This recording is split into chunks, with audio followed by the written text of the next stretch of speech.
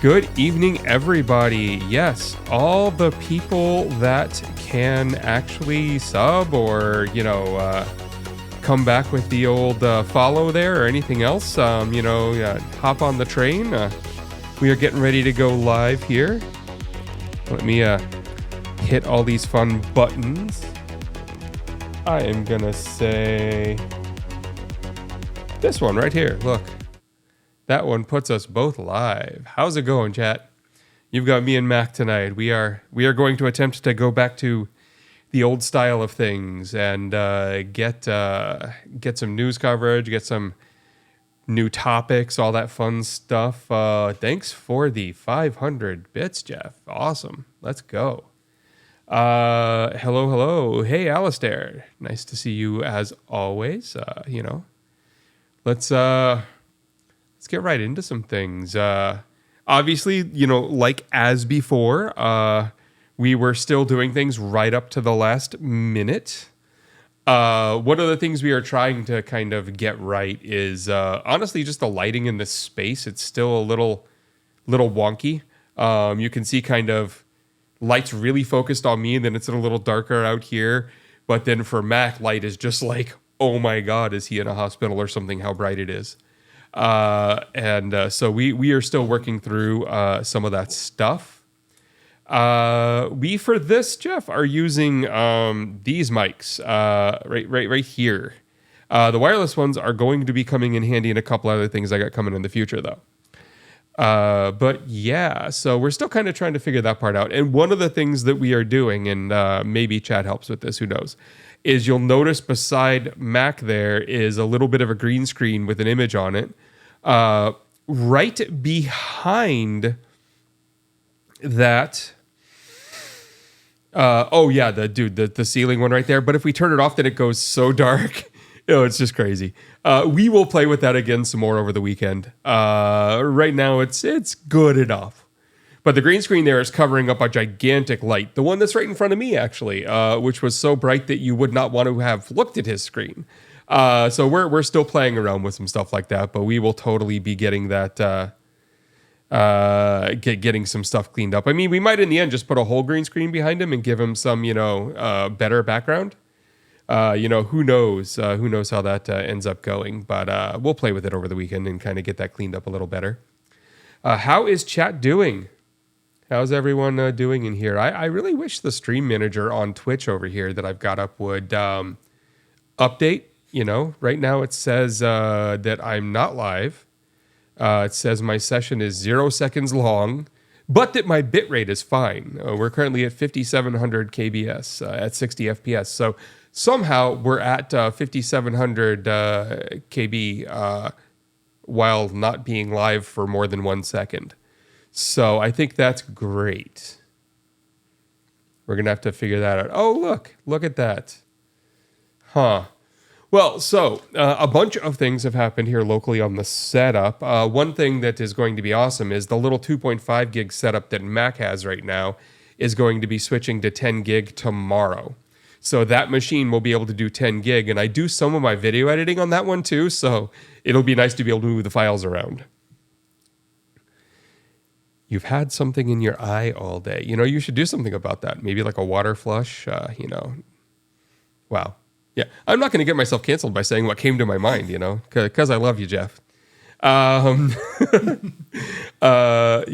So we have all kinds of topics to talk about tonight. I figure we can get right into some of them. Yeah, maybe, yeah. I mean, like Alistair, the green screen is kind of like right here beside me.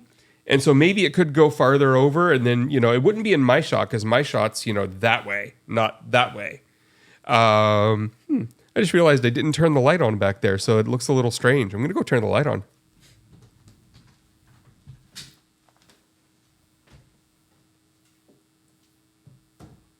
Also, I just like that light a whole lot, so it should be on, There we go. It is also really strange now that I have the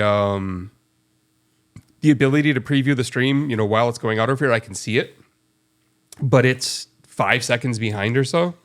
And so I look over there to see, hey, did I just do, and it looked right, but it's 5 seconds ago, and it's messing with my mind a little. Yeah. We'll play around with the lighting some more. But yeah, so a bunch of stuff is happening, and I just kind of want to get to some of it. I think I want to knock out some of the simpler stuff first, and kind of go through a little of that, and then we'll get a little heavy, because boy, is there a lot of heavy to get to. Yeah. So I am going to switch over. You know what we need, Mac? I just realized we have the camera view that shows my screen and then has me in a camera box, but we don't have you in a camera box there. That's one of the views I'm going to make this weekend, where we're both in a camera box on the side. We got to do that. I mean, you didn't get a blue check mark on Twitter. You got a thing that Elon is now charging money for because he can't get advertisers to pay him anymore. I was never really that elitist about, my blue check, but mine was like literally because some son of a bitch kept, committing crime under my name, posting about it on Twitter, and they badly wanted that to stop happening because they were sick of the legal troubles and all the other stuff it was causing. Mine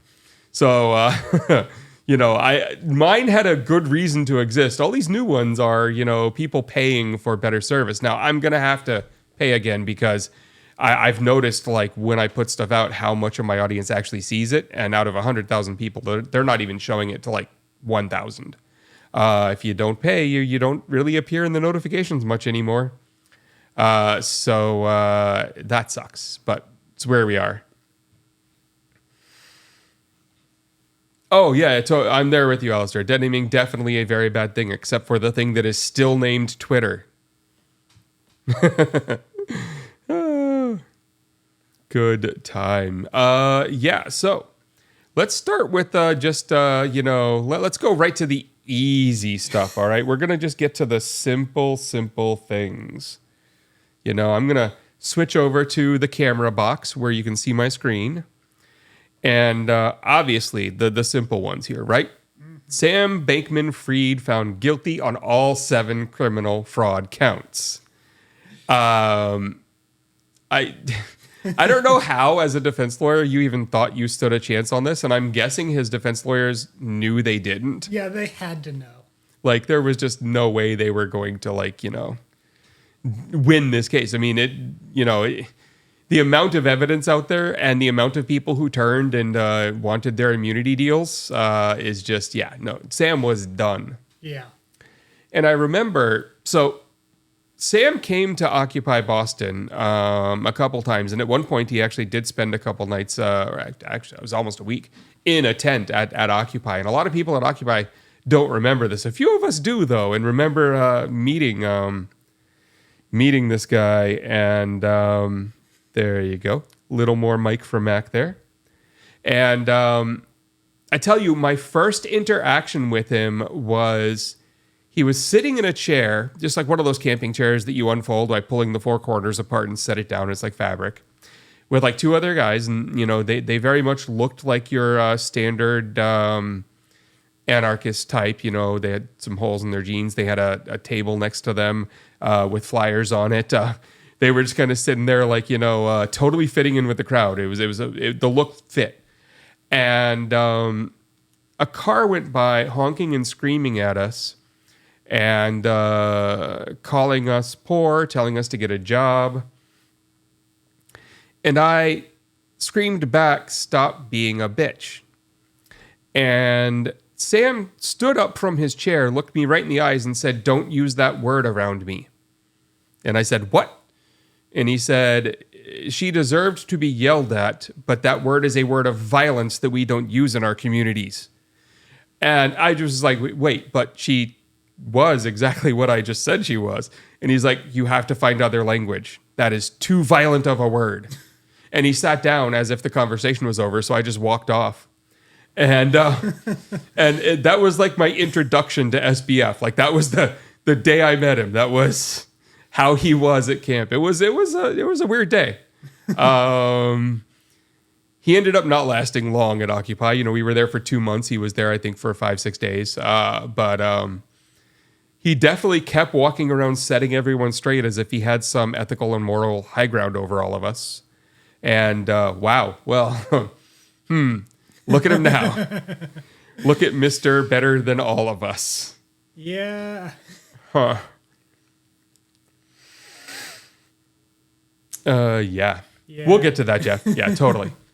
So I don't know. I just, Mac, I just like, it's so weird because of what Occupy started as about the bankers, about Wall Street, about the fact that none of them were getting actually punished for what happened. And everything, if you saw The Big Short, all of that, just all of it. And by the end of it, a guy who was there fighting with us ended up being the biggest fraudster of all time. Well, look, I guess what we can say is he represents the greatest success of Occupy Wall Street because we were down there. We were protesting against the bankers not getting in trouble for, all their fraud and other crimes. And now what happens? A banker is getting in trouble for fraud finally. Huh. I had not looked at it like that. So, wow. Okay. So the thing here is you were telling me that we made the banker who got in trouble. Huh. I don't think that was the goal. Oh, no, I'm not saying it was deliberate. I've switched us back to both of us on here because I was not expecting that point. How do you go from that guy to that guy? How? Well, he was like, well, wait a second. If the bankers don't get in trouble, I could be that banker who doesn't get in trouble. He had what he thought were the right ideas. That one of the things that, was said in that new book, Infinite Money, I think is the name of the book, about, what went on there by the same author who wrote The Big Short, arguing for SBF and saying he shouldn't be being tried right now, is that the Republicans do all of this and they funnel money to the Republican side and to the Republican think tanks and to the Republican candidates. So why can't someone do that for the Democrats? And it's like, well, this falls on that argument of why we all complain about them being hypocrites and bastards. Because, on the other side, they do actually prosecute the ones who donate to their campaigns if they've done fraud. Like, I mean, damn it. I don't know where to go with this one. I just thought we should definitely talk about the fact that he went from Occupy to the biggest fraud in the history of the United States, even adjusted for inflation. This is nuts. Yeah. Right. I don't get it at all. That one just bothers me. I, for the life of me, don't get it. I want to switch back over here to the camera box.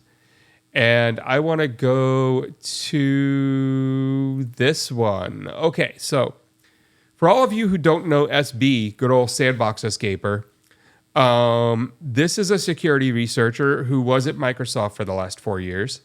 And if you look at this list, this is a list of CVEs attributed to SB. These are SB's fines and documents and everything done, correctly and all that while working at Microsoft.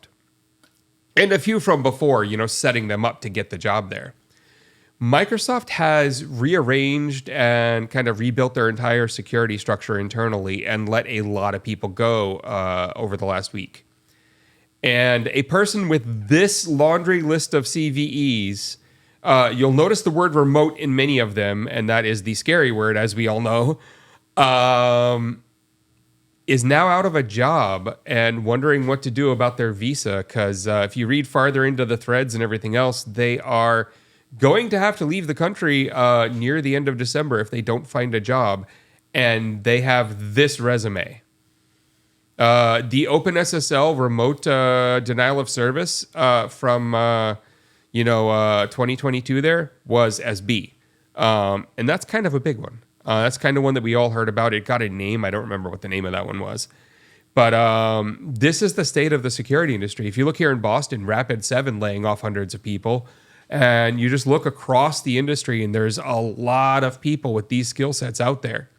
What I'm hoping is SB gets picked up by someone, but I more wanted to show this as like, holy crap, this resume in the security industry is currently out of work. That sucks for the security industry. And that really sucks for SB. So I'm hoping, that someone out there picks up. If you look, the thread of asking, hey, can someone hire me is full of people passing the name around the world. The one thing that really stood out about this whole ordeal to me with SB losing their job in this restructure was you might all know that Microsoft owned LinkedIn. The security researchers that they let go that had a Microsoft corporate email tied to their LinkedIns got all their LinkedIns deactivated. That, what? That should not be allowed, especially now that they all need to go look for work. Yeah. That's kind of the site you want your stuff to be on. So now SB is having to rebuild LinkedIn because of that and fighting with them to get it back. Holy crap. Like, what are they even doing? So, oh, absolutely. Someone with this skill set could easily go black hat and probably make more money. Oh, yeah. And there's a lot of countries who, with the visa issues now, would love to invite this person over. And I'm guessing, with my knowledge of SB, that's not how that goes. And that they try hard to, find the work here. But I should say. But yeah, this one just blew my mind. I was like, what the hell? So this is currently the state of things. I mean, it's weird because I don't think our government should, want there to be a world where this person has to leave because of visa issues. I think they would definitely want to make sure this person doesn't end up, say, in Russia or something like that. And there are 100 more SBs in this state right now with this kind of a resume. There aren't 1,000 more, even though there's thousands out in the security industry. There are a few that have that resume. And the love of the industry. Like if you go and you find this thread and you go read it, there's just nothing but love in this thread and in the follow-up threads. So I would hope our government does something to, work on this one.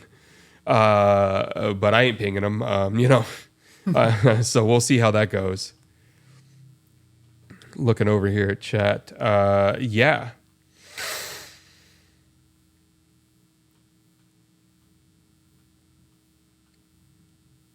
Indeed. Yes. So let's move on to the next thing. I want to talk about AI a little because it kind of starts with good old Nicolas Cage here being surprised by his cameo that he didn't do. According to Cage, he showed up and did 3 hours of filming, and he was told exactly what they wanted, and he did it. And then they decided to make a completely AI-generated and special effects-generated version of him and try and get it in the Tim Burton style of that character that he was supposed to play in the 90s, and then make a whole scene up. And so he's not happy about the fact that they used AI, even though he was there and filmed for them. That is just mind-blowing to me. And Tim Burton isn't happy about it either. And it just starts to where does it go from here? This was shot before the new contracts that say anything about AI. So maybe now this isn't a possibility without some kind of consent or extra pay or something. But I am wondering what people think about this one. Yeah, that's pretty messed up. I mean, Tim Burton even said, I don't want people doing that to my old footage or my style and don't do it. So the fact that this other director did it is just kind of mind-blowing to me.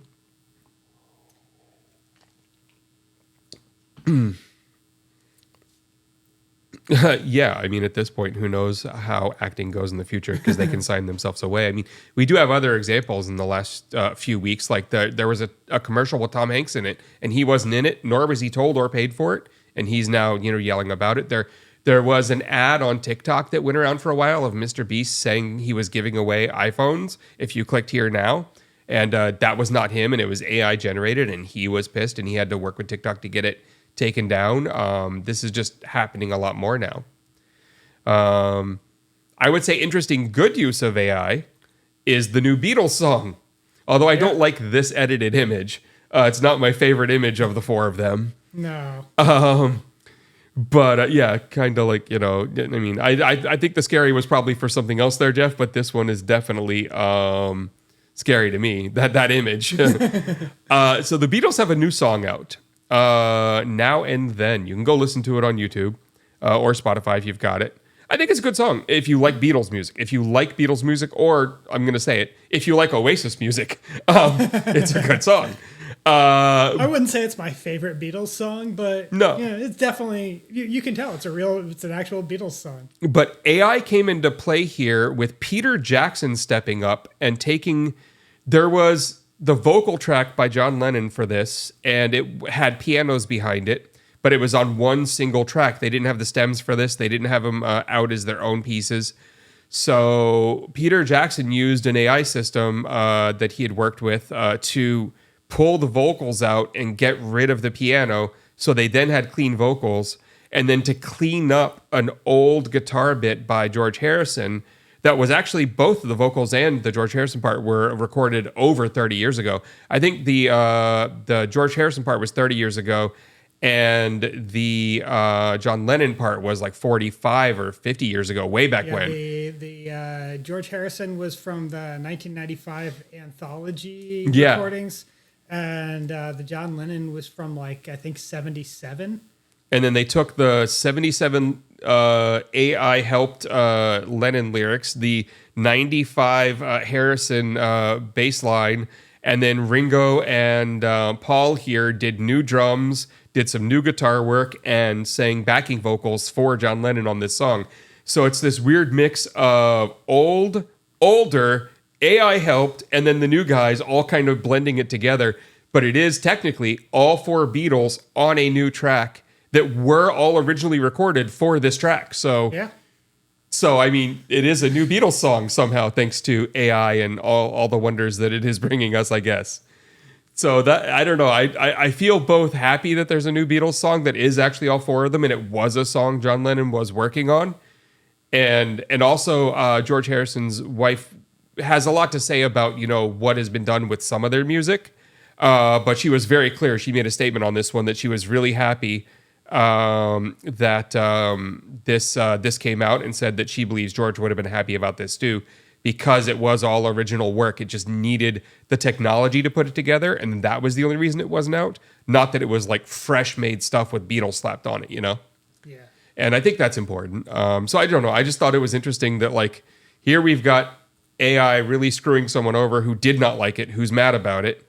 And then over here, we've got AI giving us a new Beatles song and an old Beatles song, because the Beatles song is 45 years old or something. It's forever old, right? So it is definitely weird. Yeah. How much money does Paul make? I don't think they count money anymore. Yeah, I don't think Sir Paul matters. needs to count his money at all, Also, he's apparently been wanting to do this song for 30 years. Literally since the anthology recordings, he's been wanting to do this, and the technology wasn't there. So I guess it is a personal passion project for him. It is. And I mean, that's to me, this is great. Although if you go online and you look at critics, or you look at fans talking about it, pretty much all of them are saying, hey, how everyone said Oasis ripped off the Beatles? Well, now the Beatles have ripped off Oasis. And they're naming which Oasis songs it sounds like. And I just think that's hilarious. Because I'm going to say it. I did really like Oasis in the 90s. I thought those albums were well put together. Although, definitely Maybe is a decent album, and Morning Glory is a decent album. But my favorite actual album of theirs is an EP that was released in the middle because they were taking so long, named Whatever. And it has two of my favorite songs of theirs on it. But if you ever want to listen to really cool stuff, and there's a strange story to Whatever, because for the life of me, I never knew how I ended up with this disc or where it came from. But I had a copy of Definitely Maybe that was sold later in the run, one of the later pressings. But in the CD case, when you opened it and you were looking at the CD here and the book here, if you actually broke the plastic behind the CD and opened it, there was a hidden little mini CD, one of those 3.5s instead of the pulls. Yeah. And it was the Whatever EP with all four of them on it. It was red. And there was this record store that I went to in Kansas City when I lived there, where the woman who ran it was just the queen, the goddess of finding rare shit. And so I was into a lot of bands at that time where I wanted rare stuff because they just hadn't put out enough that I was, I needed more. Right. So like she found me like rare recordings of Nine Inch Nails stuff that was only recorded that week he spent in Japan, and it wasn't, it was like straight from a studio, and it was a leaked cassette, and like it hadn't been pressed yet, and she found me that cassette for some reason. Like she just was finding stuff. So when I asked her for a copy of Definitely Maybe, she was like, actually, let me sell you the good one. And she sold me this thing, and I didn't know why it was the good one until I found that hidden CD back there. And it literally took me until a month ago, I think. I went over to my wife and was like, I finally figured out it wasn't a figment of my imagination. I did have the little red CD. And it turns out that when they made the whatever EP, they put out a promo little red CD in Australia. And then they decided to hide it in the last pressing of some of the Australian copies of Definitely Maybe. So only a few hundred went out, and they were a promo CD that was not supposed to be sold. So I still I just accidentally ended up with it, and I'm sure there's like Oasis fans out there who are mad at me for accidentally having that and then letting it go. But I found it on like Discogs, that website. Like I was like, it does exist. Oh my God, I'm not a figment of my imagination. It was just one of those, like I could have looked for it years ago and found it again, but like just like it came to me when I was looking at something, like a piece of news about them flew by, and I was like, them. Oh, I want to listen to that whatever song. I remember that EP I had. How did I get that again? And then I had to go find it, and it had been like, forever, and I just never knew where it came from. So I accidentally had a really rare, and the one that I had 2 bonus tracks that weren't on the actual released, the released EP for that song.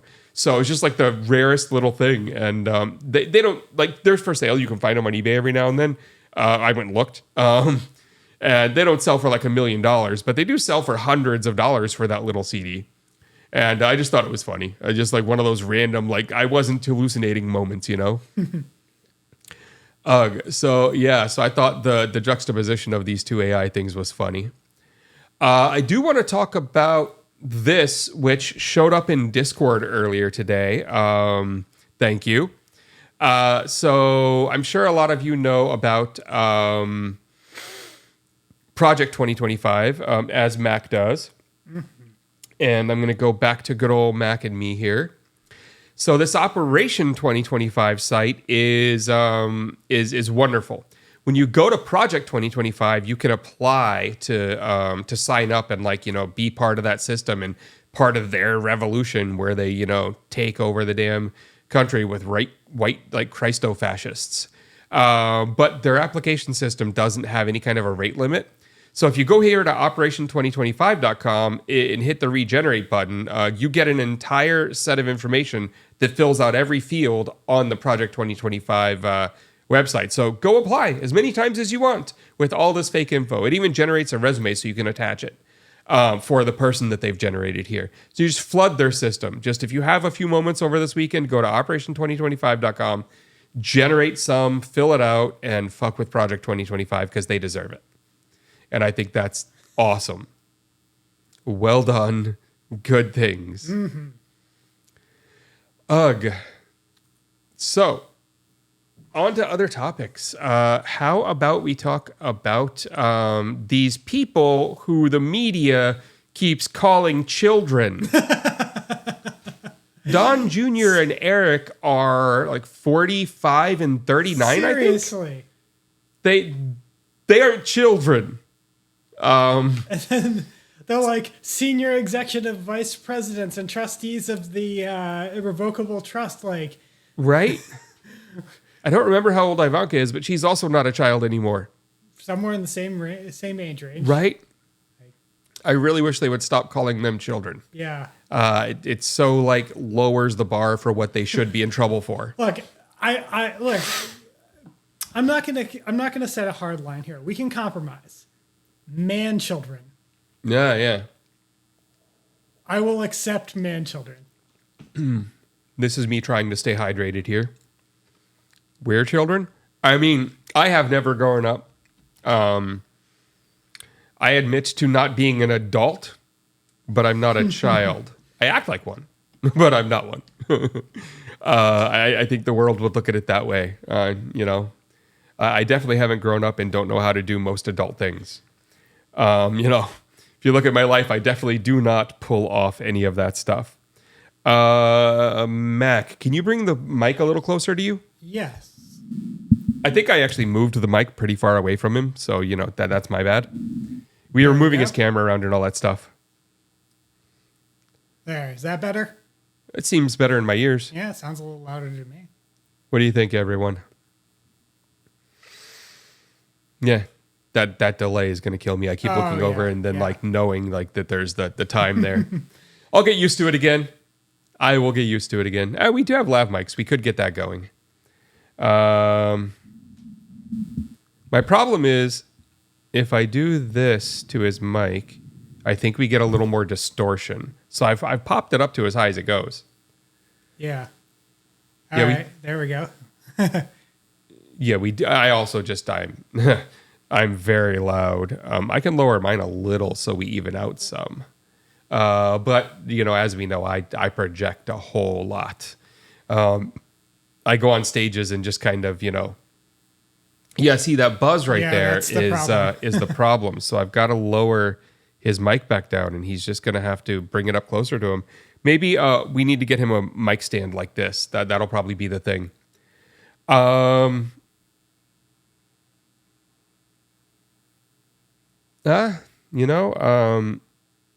do have the master all the way up at this point. Anyways, we'll fight with it. I do think what we need to do is get his mic on a boom like this so he can bring it up, I do not have an extra. I have an extra stand, one of the 3-point stands, but I don't have an extra arm like this. This one is on, an arm so I can, move it around and do all that type of stuff. But yeah, anyways, everybody. So Ivanka Trump this week tells the court that she shouldn't have to come testify, during the school week, and says that, it's a hardship, and so she can't do it, and could they please excuse her? Of course, the judge has responded with, "I think you can afford a babysitter." Seriously.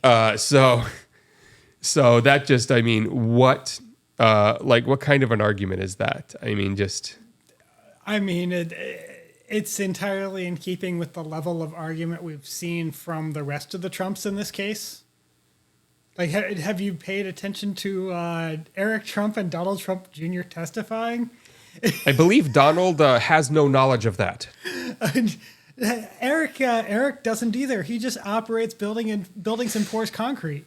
Yes. Well, as I remember, when asked about Weisselberg, the accountant who was sent to Rikers, good old Weisselberg there, who was Don Jr.'s boss, his direct report, that this is who Don Jr. worked with.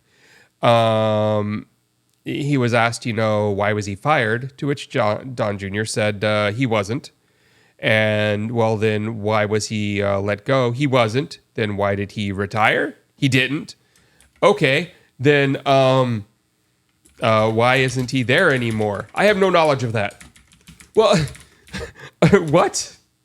How do any of those things work together? Like, either you have knowledge of it because you just said he wasn't fired and he didn't retire, or you have no knowledge of it and then you didn't know the things that you just said are absolute fact. I think prosecution is really setting him up to continue to just lie on the stand repeatedly like this. Because he's dumb enough to keep walking into them. Yeah, they already got him when he testified that he had no involvement and no knowledge of the statement of financial condition, and they were like, so here's the documents you signed saying otherwise. You signed these documents, right? And he was like, yeah.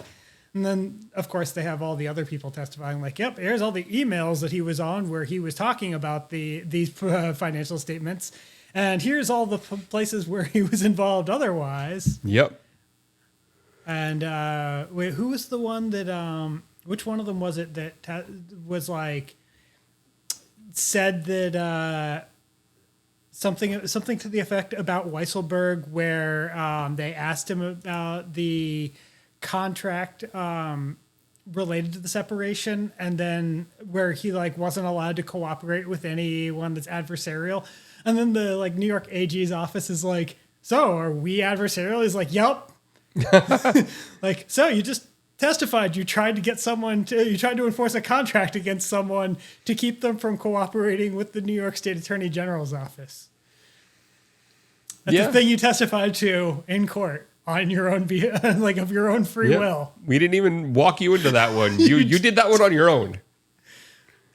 So I think they're all in trouble because none of them are smart enough to be in the positions they were in. They were just there due to nepotism and Donald Trump thinking he could control them, so they were the right ones to be in those positions.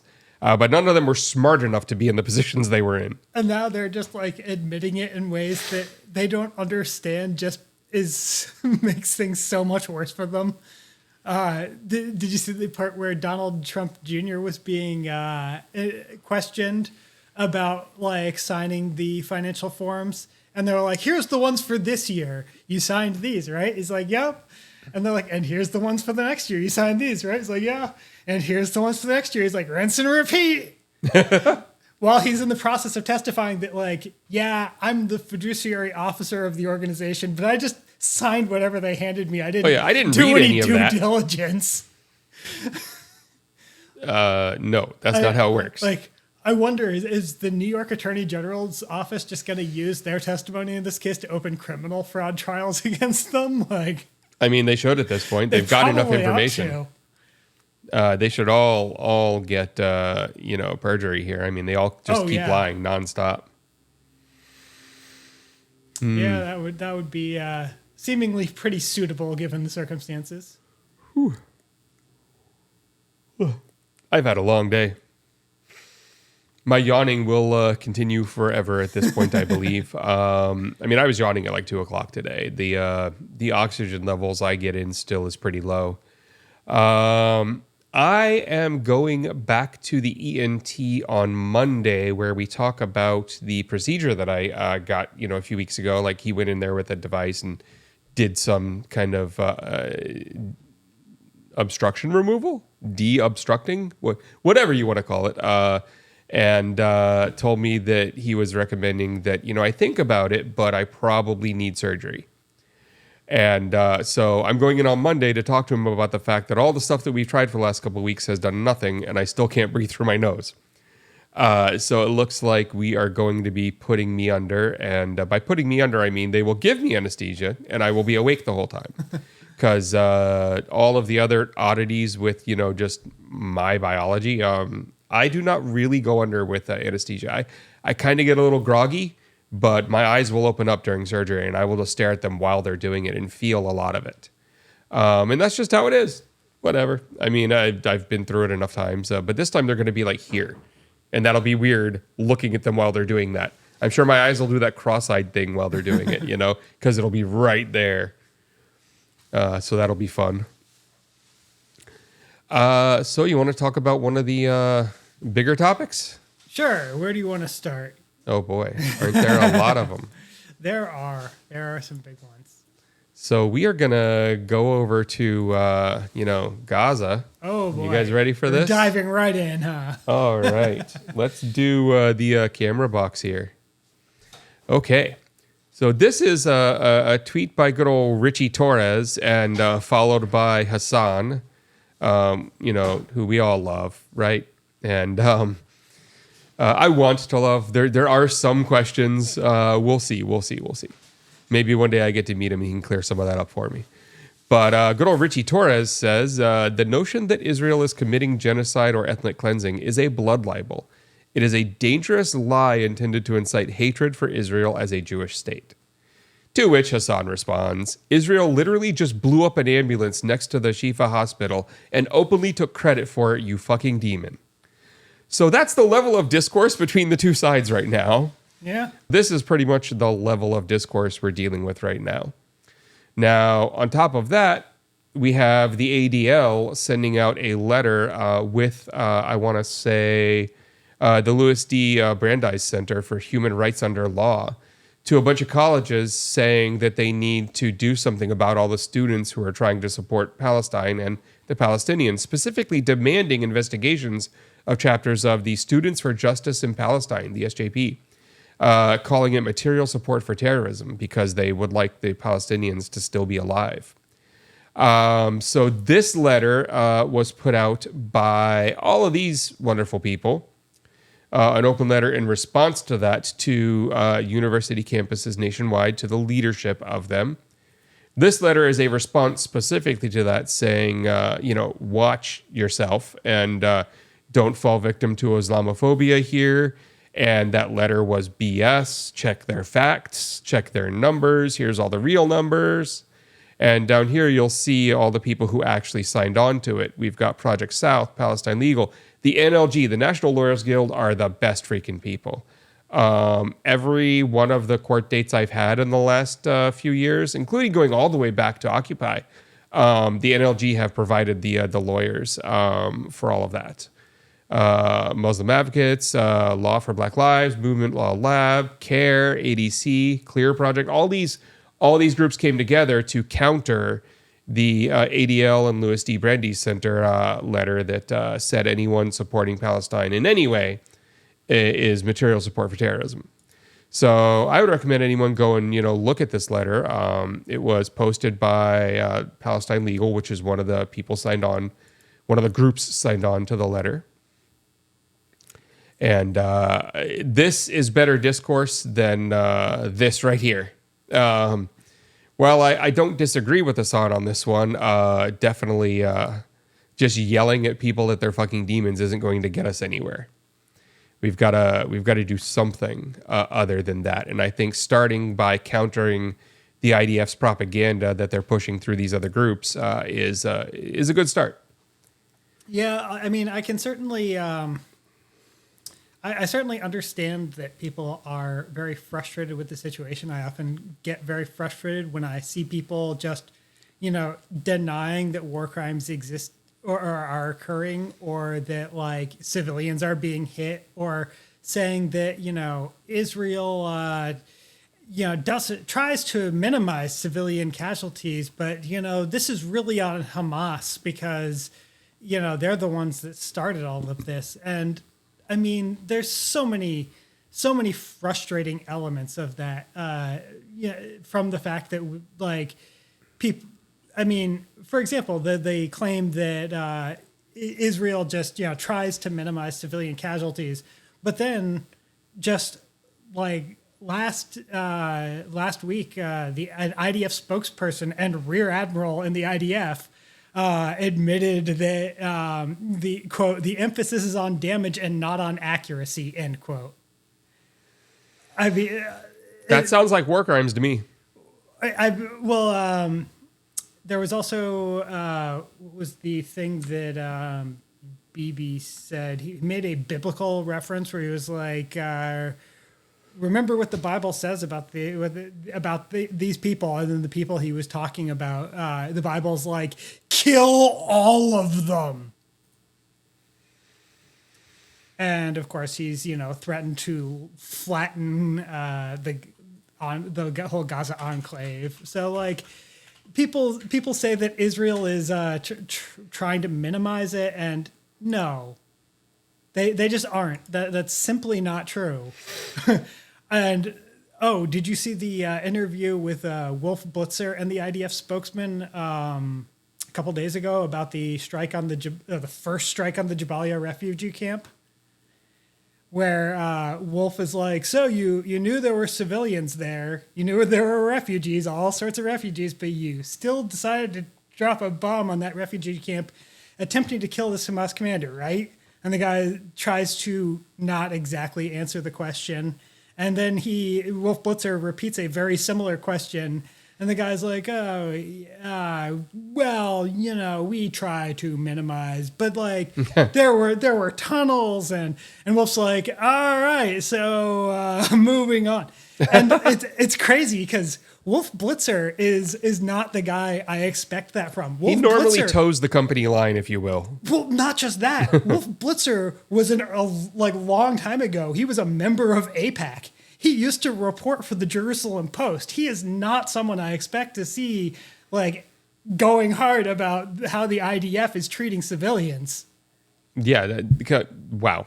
Unexpected entirely. Yeah. But then, so like when people are trying to pretend that like, no, Israel's not doing anything wrong. Really, it's all Hamas's fault. No, like that's ridiculous. I understand why people are very upset about it. And it doesn't like, is Israel responding to a terrorist attack? Absolutely. Does that justify war crimes? No. Why would it?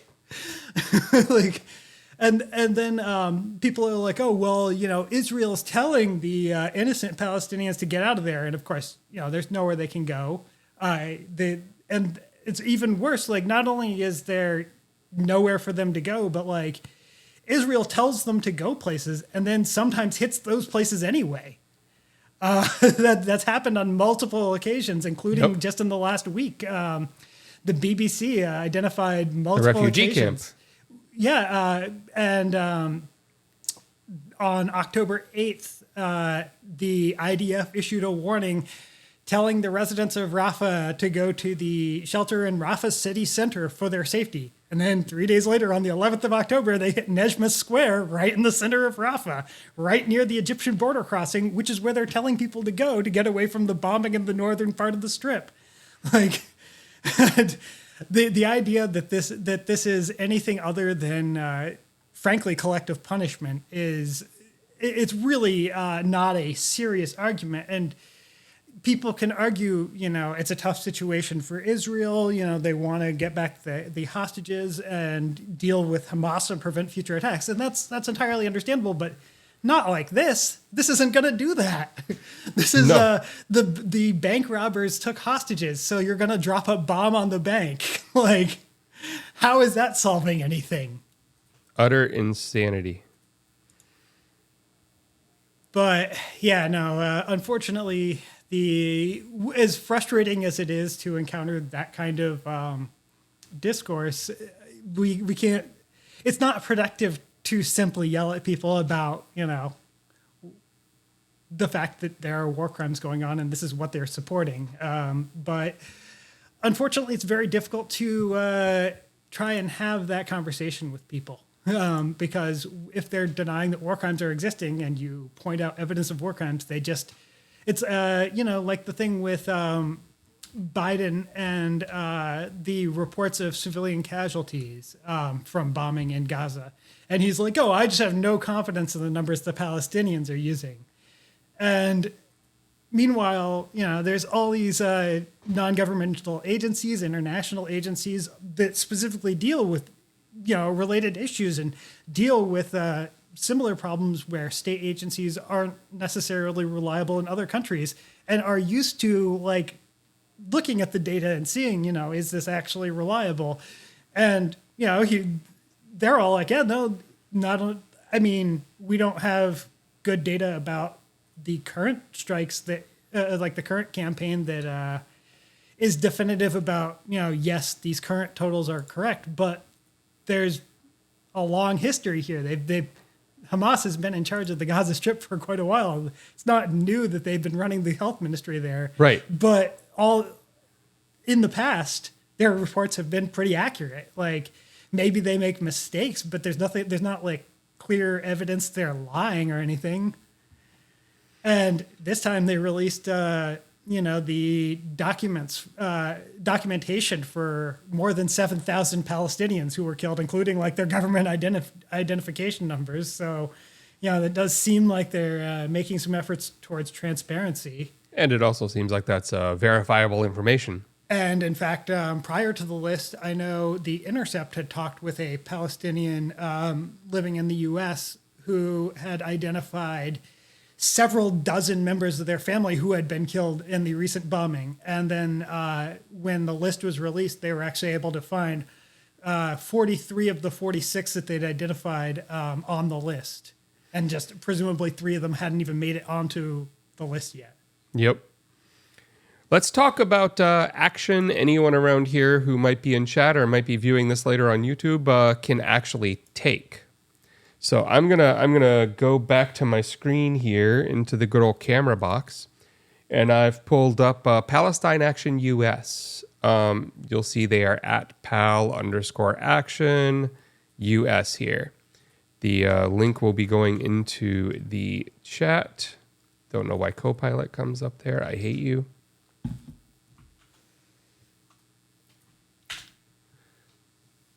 Let's copy this. Let's paste it over here. There we go. Let's see if one of the bots thinks I shouldn't paste links even though it's my damn stream. Nope, they seem to be playing nice. Great.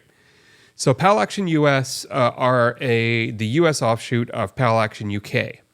Their current target is Elbit Systems, ELBIT. Elbit, according to their numbers and numbers you can verify online, supply upwards of 85% of all of the drones and ammunition being used by Israel against the Palestinians. They have offices and factories in the UK, all over Europe. They have 12 of them here in the United States, including one right in Cambridge, Massachusetts. And so PAL Action US has started up just a few weeks ago. And their first target is the one here in Cambridge. The next one, I believe, will be one in New Hampshire. And then there's one in Talladega down in Alabama. There's a couple in Texas. But they are all over the place. And the idea is to shut these buildings down. Now, people protesting this in the UK have gone pretty far. They've gotten on top of the buildings. They've done banner drops off of them. They've sealed the gates in the way where workers can't get into the factories.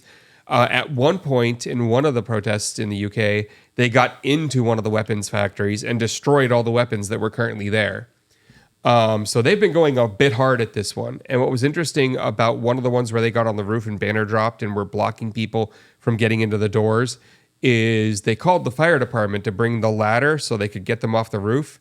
And the ladder would not go up. The fire department said no and supported the protesters.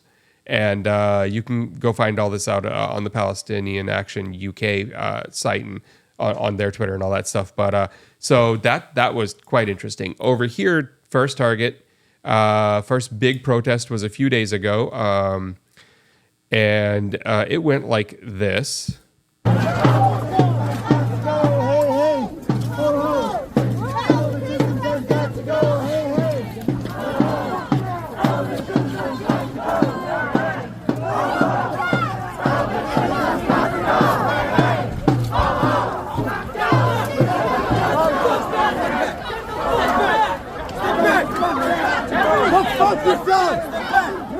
Fucking pigs! You're defending genocide of children! So I'm sure you could all hear that, as I think I routed the audio correctly and I could hear it in my headphones. The cops were very violent at this one and arrested 9 people simply protesting outside of this building. It's not like at this one anyone actually got into the building or did anything like that. They were just arresting people protesting. There will be many more actions for this group. So if you want to find out more and find out if they're doing anything in your area, they also do a lot in supporting other actions that are happening in other areas. So you will see this on their page tomorrow, November 4th, 2 p.m., Freedom Plaza in Washington. There's a march and they are endorsing and supporting it. So, of course, if you're in that area, by all means, go down. But I'm sure it's tomorrow, so that'll be a little tough. They're talking about in Tacoma, Washington right now. Here's a boat full of the war machine, the ammunition, weaponry, everything else going in that direction. And not only people from the protesters, but actual dock workers are helping to stop this boat and cause it problems right now. You'll notice that was 1 hour ago. This is 2 hours ago. And so if you're anywhere near Tacoma, Washington, hey, this is still going on. They are still trying to stop this boat from leaving. So you can check them out at PAL Action US on Twitter. And if you click on their little link tree, you're going to pop over to this page. And this is how they're currently taking people in. You hit the intake form. It takes you to a crypt pad. And what they have is a little form to fill out that you say, I found out about it, on Twitter, and here's my information, and Here's some other, organization that I've protested with before. Here's a reference of some activist you can look up. And this is just so they can really help verify that they aren't getting infiltrated, which, you're never going to stop because they'll meet people in person and everything else. But if you fill this out and you apply, when they do their next actions, you get a message on Signal telling you that action is upcoming. Or when they announce a solidarity event, something, in another state, in another city, in another country, you hear all about it. So if you do actually want to take part, here's how. This is the group really doing the on the ground organizing, getting the protests in place, getting to the buildings, trying to shut down the arms trade. It's one of the few things, we can really actually attack here. And if you are attending protests or anything in this sort of activism space, do be aware that there are going to be actual anti-Semites who try to use this for cover. Be cautious because that is a real problem, a growing problem, and they are actively trying to infiltrate like neo-Nazi groups. Literally are like Mike Enoch and the National Justice Party tried to join up with a pro-Palestine protest in Washington, D.C. last week. And NSC 131, the neo-Nazis up here in New England, were doing something similar in Saugus last week. So, there are some bad actors there. You've got to work hard to identify the people who, you shouldn't be agreeing with on every point. Yeah. If they happen to support Palestine on one point, hey, that's fine. But they're Nazis on the other points. And be very careful about what sort of talking points you're picking up and where, because they will try and spread their talking points in and amongst more reasonable things. I have found myself on Twitter these days running into people that once long ago were part of our groups, part of our protests, part of our actions, who went to the right, went to the far right, some alt-right, some whatever. Someone that came up today was good old Cassandra Rules, Cassandra McDonald. Way back when, she was all around the anonymous stuff and the Occupy stuff and everything else. And she went to the far right. And now even self-described far right nut job. Today I ran into tweets of her, supporting people who were pro-Palestine and saying, we might not agree on a bunch of stuff, but we agree on this one. And I had to take a step back and say, oh yeah, no, that's the person who has all these other things that I hate. So we do have to work hard to, not take our talking points from people who are definitely going to try to twist this to be anti-Jewish, which it is not. Or even people who are, you have to be careful about the talking points or ideas that you pick up from people that sound reasonable on the surface, but are actually, they're not trying to twist it to make it about anti-Semitism, but their anti-Semitism is the reason for their support, and so it will bleed through. Yes. The reason they are there doesn't happen to be the current action going on. They were already doing this for years because they are anti-Semites. NSC 131 is a good example of people who fall under that category. So anyways, I wanted to make sure that everyone saw this. If you're in the US, if you're in the UK, of course, go, check out Palestine Action UK. They are getting up to fun. There we go with that one. And I'm going to move us back to good old me and Mac here. All right. So what's next, Mac? What else are we talking about? Well, one thing, while we're talking about the serious things like military conflicts, I guess there's been some. In fact, you're getting all Mac. There's been some news reporting recently about the conflict in Ukraine. I guess there was something very recent about senior Ukrainian military officials saying that the conflict's at a stalemate. They need more Western equipment. And I saw some stuff from defense-related think tanks about the Ukrainian counteroffensive having stalled, stuff like that. So there's some interesting context there because, of course, Russia has tried to go on the offensive, and it has gone about as well as most of the rest of their offensives so far. They've lost like dozens, maybe upwards of 100 armored vehicles in this one area in like the last week around Avdiivka. They're going to run out of vehicles. Yeah, they'd committed. Apparently they ran short in that area because they switched back to like infantry assaults instead of the attempts at combined arms, which makes sense after they lost. One assessment from independent OSN that would use satellite imagery found 109 armored vehicles and tanks just around there lost between October 10th and October 20th. So, and supposedly they're saying that something like a third of the total forces they had committed around there have become casualties. So that certainly seems to support the idea that Russia can't go on the offensive and Ukraine is struggled on the offensive, and I mean, it makes sense that they have. We found out, for example, that the EU promised 1 million artillery shells. They've only delivered 300,000. So, you know, when you hear about the equipment that's been committed, that doesn't even necessarily represent stuff that Ukraine has had. And, you know, they announced the 31 Abrams tanks going to Ukraine in like March or something. Yeah, a ways back. The tanks only arrived in October. Like, yep. they couldn't use those for the summer when they really needed them because that was the time to advance. I hate war, and I hate the war machine, and I hate the military-industrial complex. And I have to catch myself here because I have a first thought, and then I have to shut that thought up. And are you ready for it? It's that I really like technology and I really like machinery. And these tanks, the Abrams, were designed specifically for where they now are and never got used where they now are.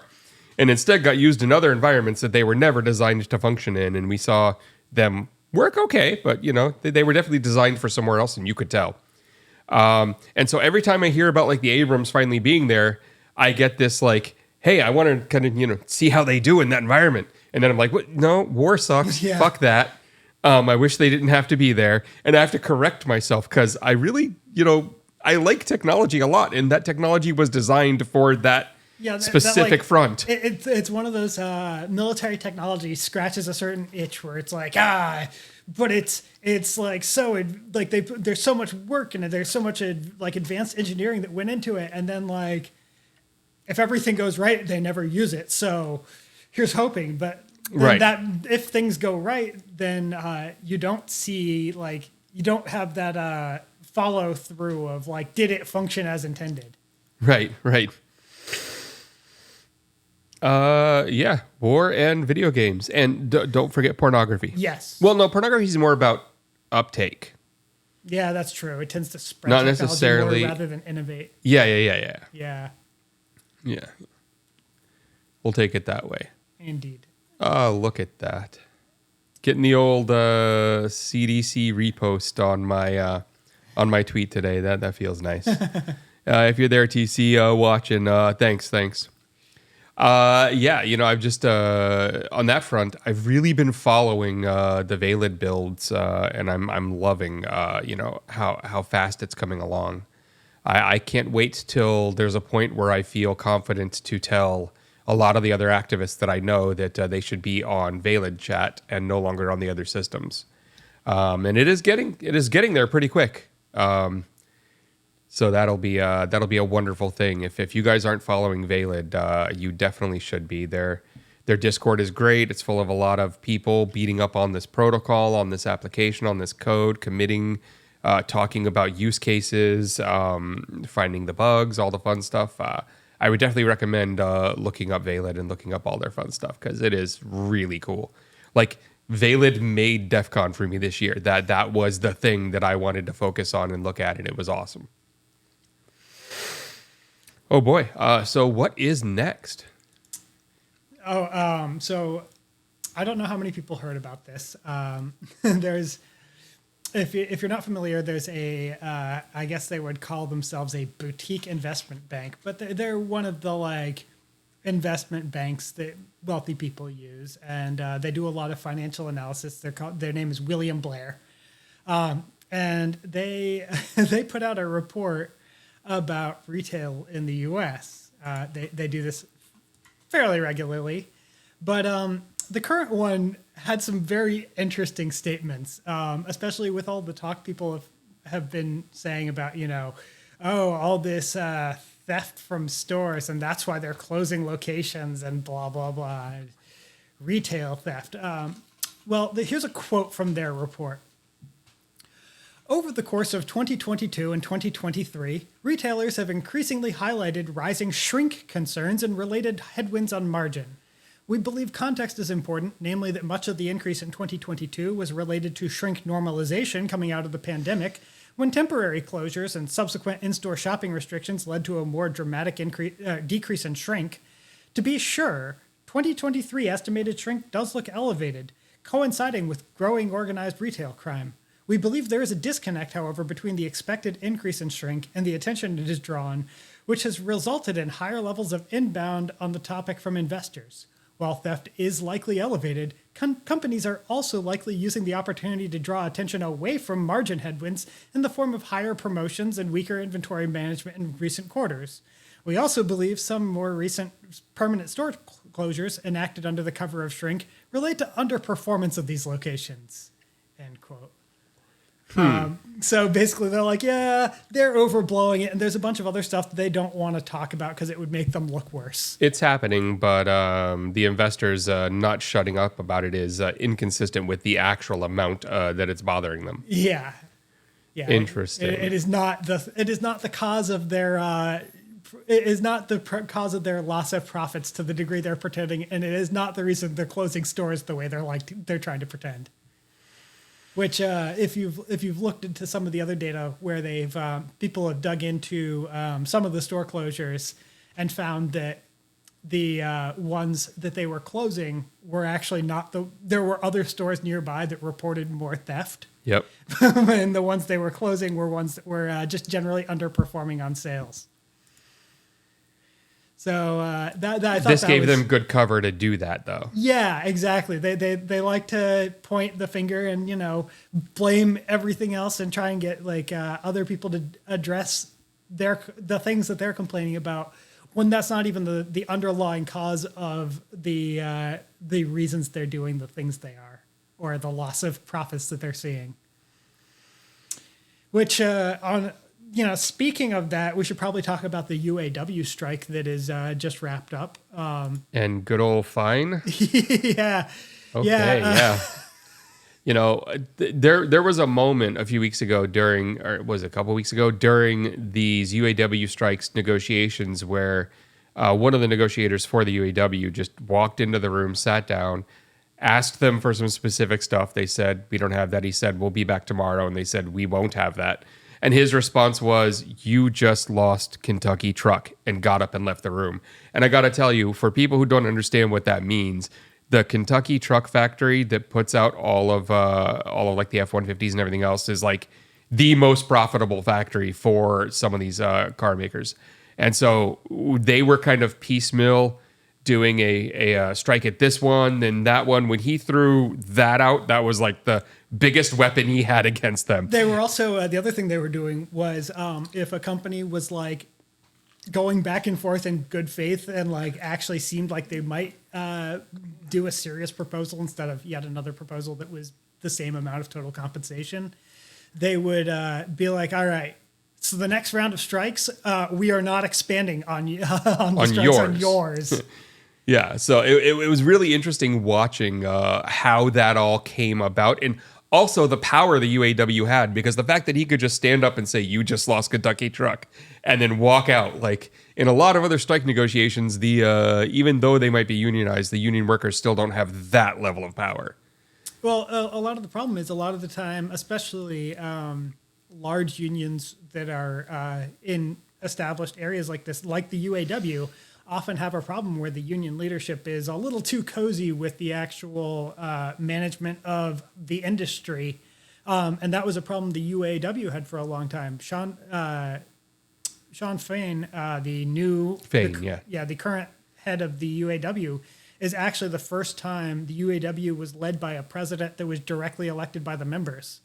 And this is the recent thing. And he's kicking ass. Yeah, wearing T-shirts that say "Eat the Rich." So I've been told to be happy by many people about what the UAW accomplished here and what their contract is. Even I've got a couple friends in the UAW and they're happy with it, but they didn't even get 25% of what they were asking for.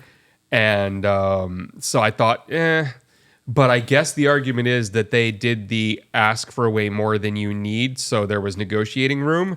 But if that's the case, then they asked for 75% more than they needed. Well, they probably expected that they'd get so little of Right? what they asked for. They set the bar really high. Like part of their initial negotiating was 4-day work week, and the car manufacturers were never going to go for that one. No. So it's been interesting following this one. And I mean, they did get some very big concessions, like General Motors agreed to have the workers at its Ultium battery cell joint venture with LG are going to be part of the new national agreement. So they're going to start incorporating the EV manufacturing lines. And they've been already announced that the next round of negotiations aren't going to be with the big 3 in 2028. They're going to be with the big 6. So they did get some. I also really liked that they renegotiated the expiration date of the contract. So now instead of expiring around this time in 2028, it's going to expire April 28th, 2028. And Sean Fain explicitly said why this date was important. He was on a Facebook live stream a couple days ago, and he said, quote, "This allows us to strike on May Day or International Workers' Day," end quote. And also, quote, "It's more than just a day of commemoration. It's a call to action," end quote. And then the same day, the UAW tweeted out, quote, "We invite unions around the country to align your contract expirations with our own so that together we can begin to flex our collective muscles," end quote. So it really sounds like they're like general strike in 2028. I love this new leadership. Yeah, this is some fantastic new leadership. No wonder they're getting shit done. Amanda's in chat asking if we have heard about Toyota. I did hear that they are redoing their compensation structure in response to this.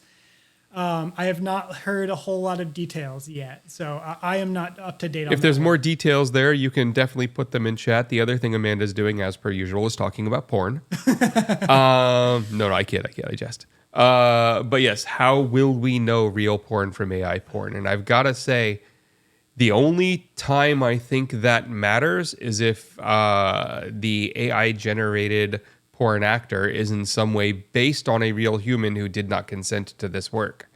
If that is not the case and they are just totally made up, but they look real enough and, let's say, serve their purpose, then what does it matter? Yeah. Like, I don't think I care. I only care about the consent part, about people's likenesses being used.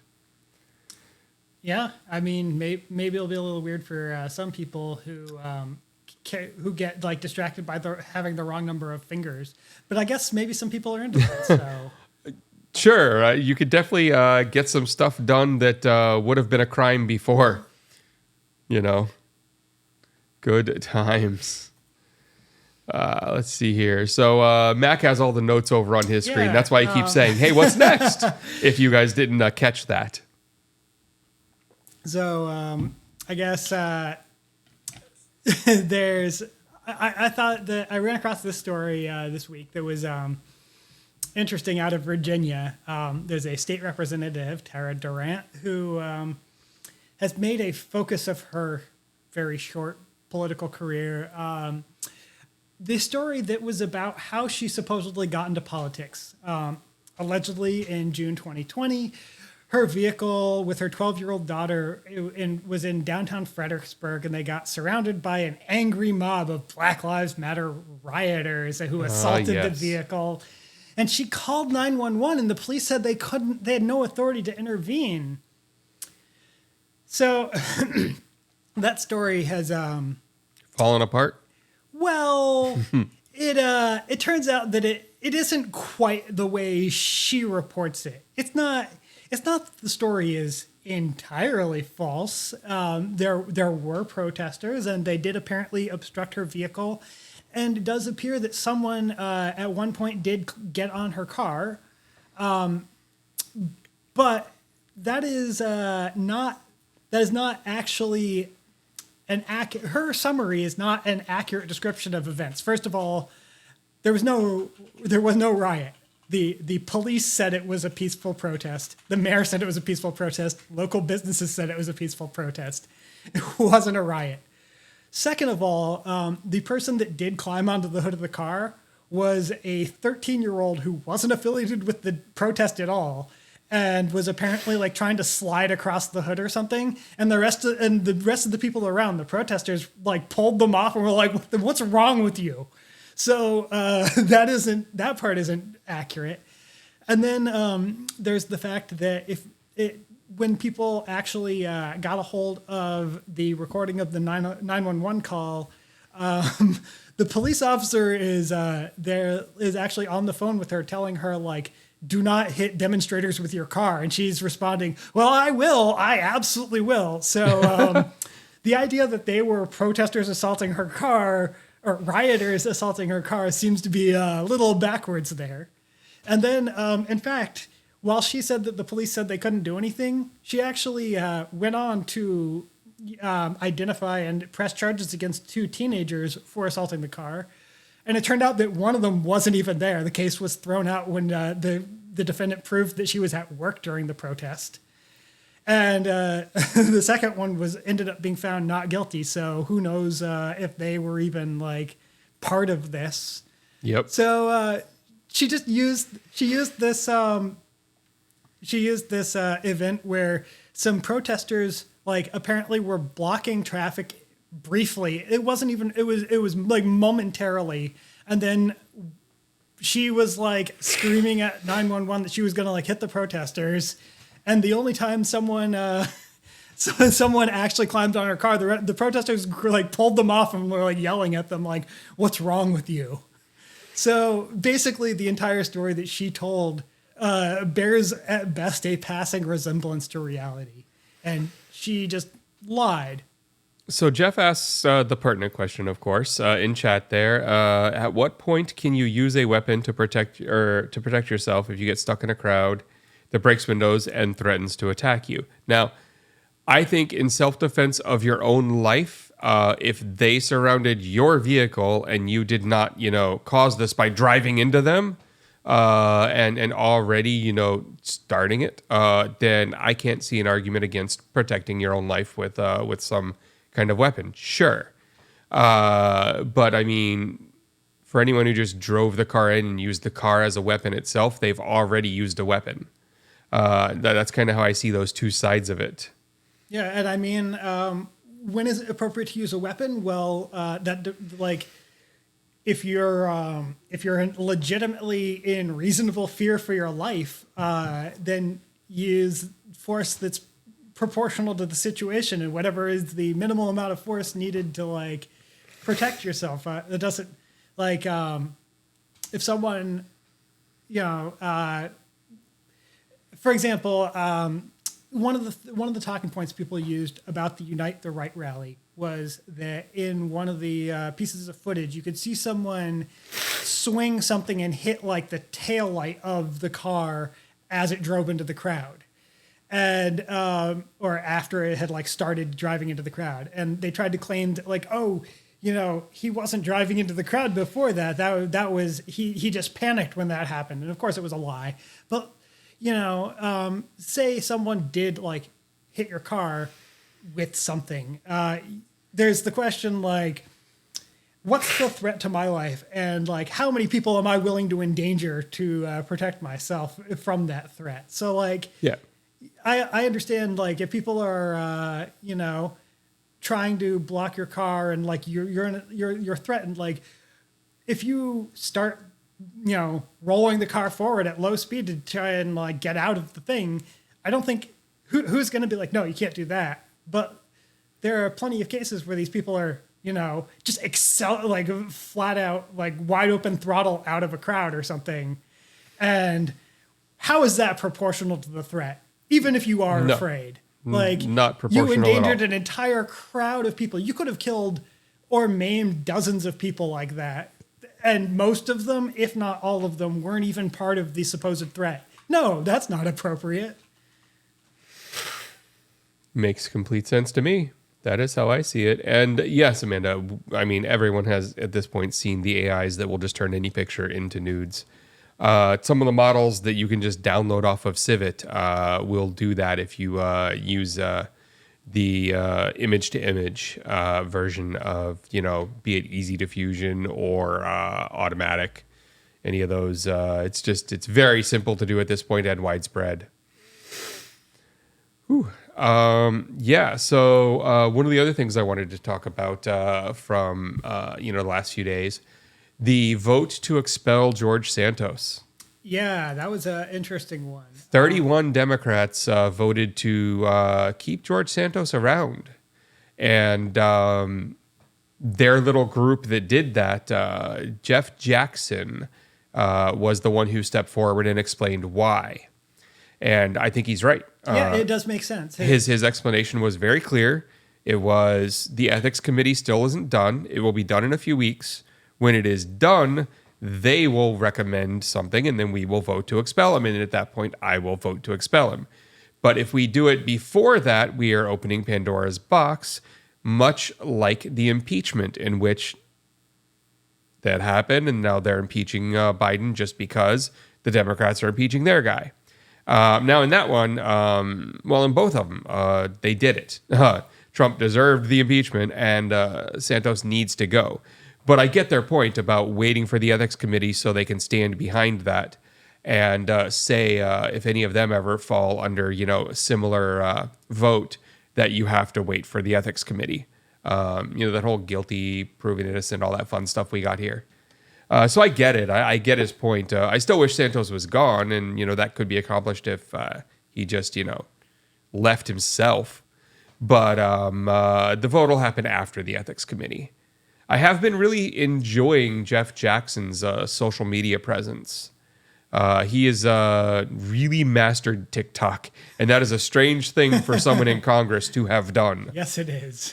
If you want to hear from one of them up there on the hill, actually understanding how to use social media, you should look at Jeff Jackson's social media. It is kind of crazy. I believe he's from North Carolina. Is that right? Where is that? Yeah, North Carolina. Yeah, North Carolina. District. Yeah. You guys will like his stuff. Yeah. What's next, Mac? I think that it does cover most of the major news that's been going on. I guess I did see an interesting piece in the New York Times, which I don't usually find much that's particularly thought-provoking on their op-ed page. But they did have a article talking about like how crazy it is that after Watergate, John Dean, Nixon's counsel, asked a question: how in God's name could so many lawyers get involved in something like this? And I mean, it turned out that the answer was, for at least in part, that they didn't teach any ethics as part of the like bar association requirements in law schools. Yeah. And so they started, and now here we are, half a century later ish. And how in God's name did so many lawyers get involved in this? And they take ethics courses now. So like, what the hell?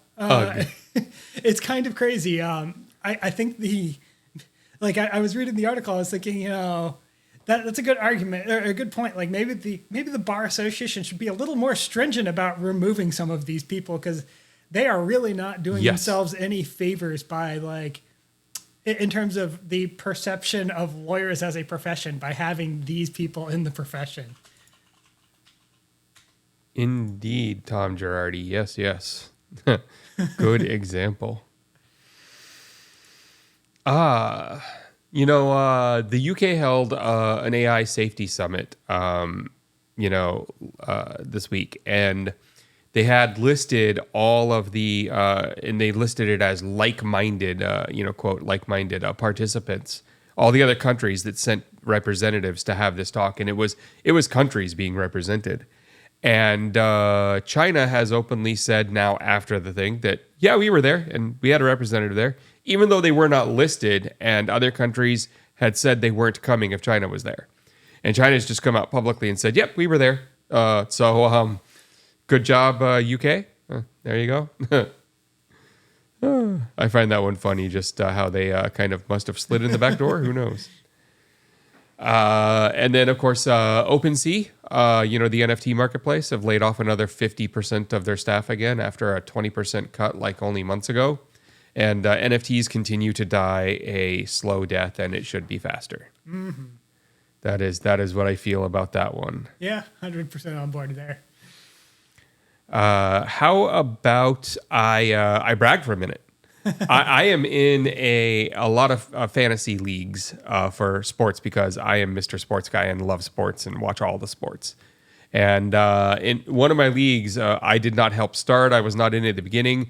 They had someone who had to leave for, I believe, medical reasons, and he's just gone. And so they had an open spot, and they gave me his team.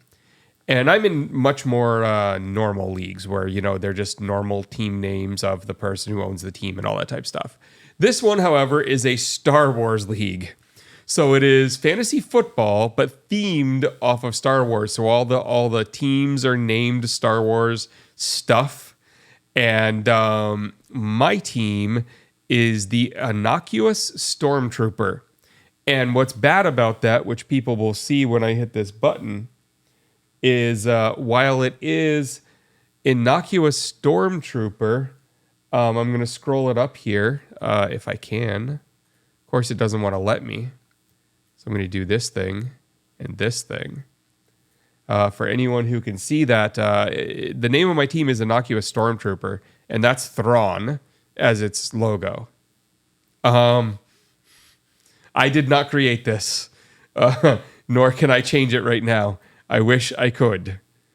But the thing that I want to show off is, we're 8 games into the season, and boom, 8-0. Against 2 6-2s. Look at me go. I am currently crushing the Star Wars Nerd League. And that is making me happy. This is a thing I enjoy. And we won't talk about my other leagues. We'll just play with this one. This one's nice.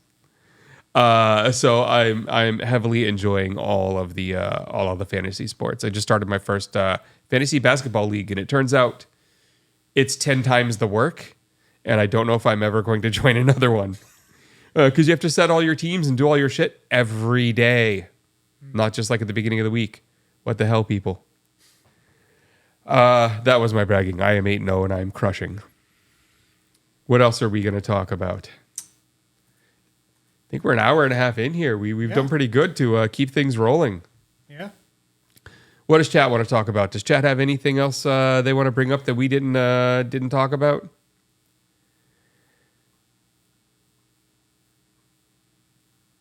Good times. Mm-hmm.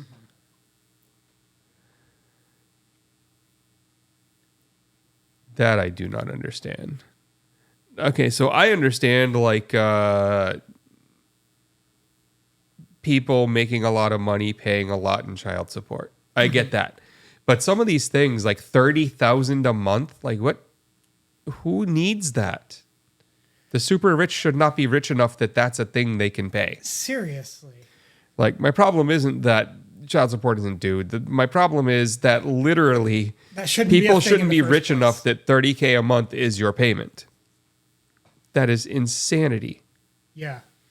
Because, that means you're making like $60K a month. That one is because a new thing came down on Al Pacino that's that amount. Yes. Yeah, that's just utter insanity. I don't understand that number. I don't think anyone should be rich enough to be able to afford that number. That reminds me of a very strange story I heard. It was about someone who got a court awarded an accident he had a faulty seatbelt in his like old Mitsubishi 3000 GT, and as a result, when he got in an accident, his car rolled over and it left him quadriplegic, and somehow the verdict in this suit, which obviously it seems like it's a reasonable that he won, but the verdict is $976 million, and like $100 million of that is specifically like it's the reparations for the injuries. It's not the punitive. So like That's crazy. Somehow his injuries got valued at like $100-something million, which seems crazy to me. I don't know how that happens. A lot of people have been, paralyzed in car crashes that were due to a company's fault and didn't get a $1 billion judgment against the company. It's just a very interesting turn of events.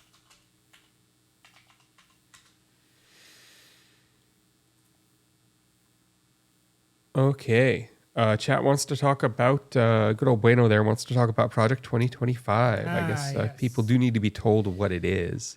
Yeah. It is a plan of action that is heavily funded. It is a strategy to basically take over the United States with a Christo-fascist conservative leadership that take over big cities with military to make sure that, all of us lefties don't have any power anymore, and bring the Bible back as the actual law, and all kinds of other things. I mean, they definitely talk about it in lighter language than that, but that is what they want. And it's also not just their like, it's not the usual like, if we're elected, here's what we're gonna do. It's the, if we're elected, we're gonna fire all the people that aren't on board with this and bring in new ones that are. Yeah, and just to kind of get an idea of who's behind this, it's the American Conservative, the American Principles Project, CFAM, Center for Immigration Studies, Center for Renewing America, CPI, the Heritage Foundation, the Family Research Council, like all of the bad guys. Yeah. The Heartland Institute, yes, there they are, and Hillsdale College, yes, Naturally. yes. I mean, this literally, if you just look at their advisory board page, you will find, I mean, there's Turning Point USA, of course. You will find a hell of a lot of the evil in our politics currently. Mm-hmm. It's all just listed right there. There it all is. Yeah. So they are doing everything they can to get people elected, to build a pipeline of younger people they can get into positions of power, all the way from the city level, all the way up to Congress, that all follow their belief system. And they are heavily funded. Mm-hmm. Multiple billionaires pumping money into this. So they can force America back, in their words, to a traditional value set, a place it never actually was. Mm-hmm. And so again, go to operation2025.com instead and hit the apply now button on project2025.org and mess it up. I do find it funny that Project 2025, even with all their money, they don't have the .com. And that's hilarious to me. It's just a parked page, I think, on like GoDaddy or something. But it is absolute pure evil. Oh, yeah. If this goes through, you can expect all trans rights to disappear, all LGBTQ protections to go away, election security to be nothing of the past. We will lose democracy. It just won't matter. I mean, I'm dubious that they would bother holding elections afterwards. Yeah, once they get the power, I mean, Yeah, this is maybe, that level of takeover. Maybe they do the usual fascist thing where they don't immediately abolish them; they just make them meaningless, and then a few years down the line, they just kind of give up on it entirely. But entirely possible they'd just be like, "Yeah, we're done with that now. We've moved on to the new phase of things." So everything that can be done to counter Project 2025 is the most important things that can be done right now politically. This needs to go away, and it's been working. They have taken many seats in many places because they can afford to run people even down at the lowest levels, literally down at your city councilor levels, where most of this level of political organizing just doesn't get involved down there. And instead, you've got local little groups doing it where, this doesn't... Yeah. So what about a mobile? You can use phone systems for that then. Exactly how all the VoIP providers can just give you a million phone numbers, and so can Google and everything else. I doubt they've done a good job of blocking them. But yes, so Project 2025 needs to fucking go away. Mm-hmm. And anything you can do to counter them would be super important. They are the bad guys. They want to end our democracy. They want to make sure that everything that we hold dear about getting the right people into office, which, strange enough, Mac, we really haven't been doing anyways. Yeah. But that's a whole other problem with the two-party system and everything else, unrelated to this problem. At least in the current system, you have the chance to try and get people, voted into those offices, as opposed to the system where voting isn't an option at all. Yeah. So even for the people that are who are like, yeah, well, what we have now is a terrible oligarchy. Well, yeah, it is, but there's still a world of difference between that and what it could be, and what Project 2025 wants to make it. It is a bad time. We could probably put together some kind of little video on it, but there are other people who have already done that. They're up on YouTube, and they are really strong and really well done. Yeah, good times. I am getting a little tired tonight. I am feeling like it might be close to end times. Not too much else that we haven't already talked about. I do think for anyone out there who has the time, signing up with PAL Action US will definitely lead to some fun times.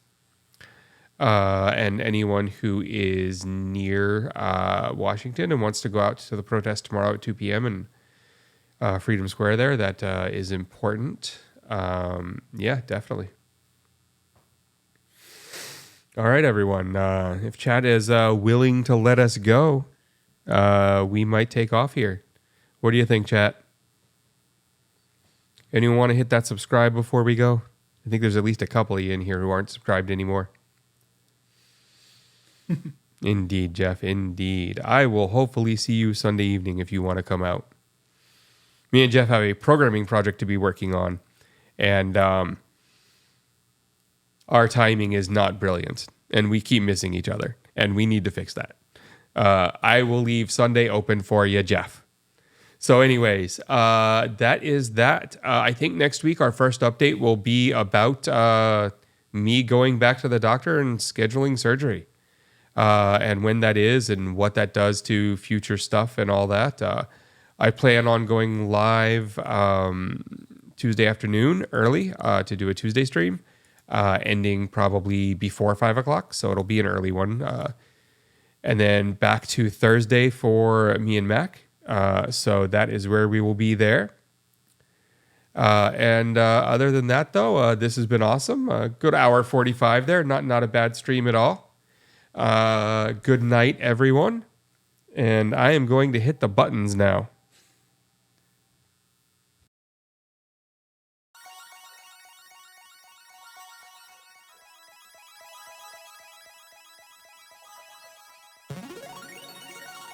Thanks for that sub, Bueno.